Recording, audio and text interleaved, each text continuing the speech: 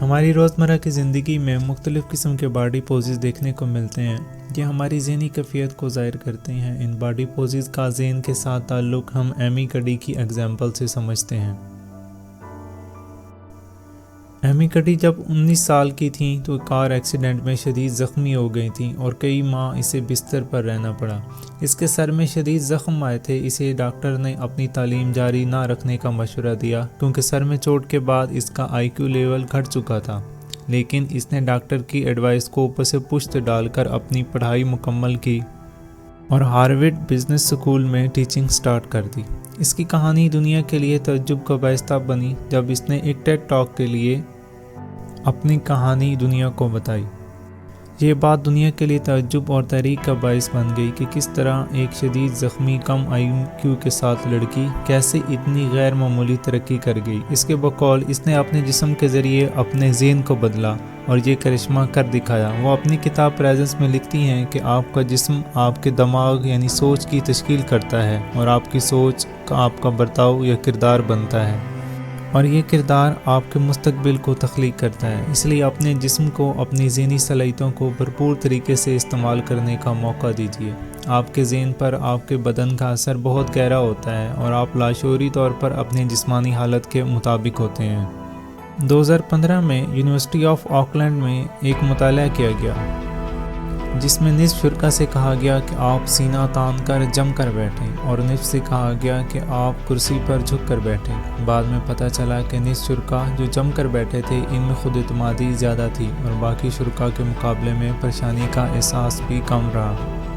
انسانی ذہن بھی بچے کی مانند ہے۔ جیسے بچے کی اچھی پرورش کی جائے وہ ویسا ہی بڑا ہو کر بنے گا، ایسے ہی ذہن کی تربیت کے لیے ہم اپنے جسم کو جیسا استعمال کریں گے یا ایسا ہی ہمارا ذہن اور سوچ تشکیل پائیں گے۔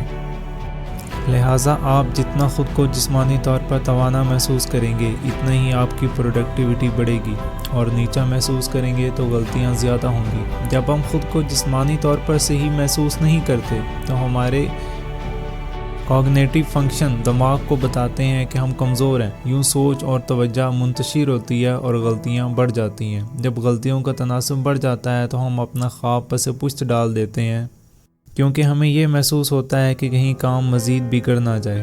ایک وقت ایسا آتا ہے کہ لوگ اپنی زندگی کے خواب اور اہداف سے دستبردار ہو جاتے ہیں۔ سوال یہ ہے کہ ہم خود کو کیسے توانا اور پروڈکٹیو بنائیں اور کیسے خود کو زیادہ کریٹیو محسوس کریں۔ ایمی کڈی اس کا جواب یہ دیتی ہیں کہ ہم اپنی باڈی لینگویج کو بدل کر اپنی توانائی کی کیفیت کو بدل سکتے ہیں، کیونکہ ہم جس انداز سے بیٹھتے، چلتے پھرتے، کھڑے ہوتے ہیں وہ ہماری سوچ کو متاثر کرتا ہے۔ اگر آپ کا پوسچر نچلا اور پست ہوگا تو آپ کمتر محسوس کریں گے، اور آپ کا پوسچر پھیلا ہوا اور توانا ہوگا تو آپ کی پروڈکٹیوٹی بڑھے گی۔ یہ مطالعہ شرکا کو 2 گروپس میں تقسیم کیا گیا۔ اس میں ہائی پاور کیٹیگری اور لو پاور کیٹیگری کا رزلٹ چیک کرنا تھا کہ آیا دونوں کے رزلٹ میں واضح فرق ہے یا نہیں۔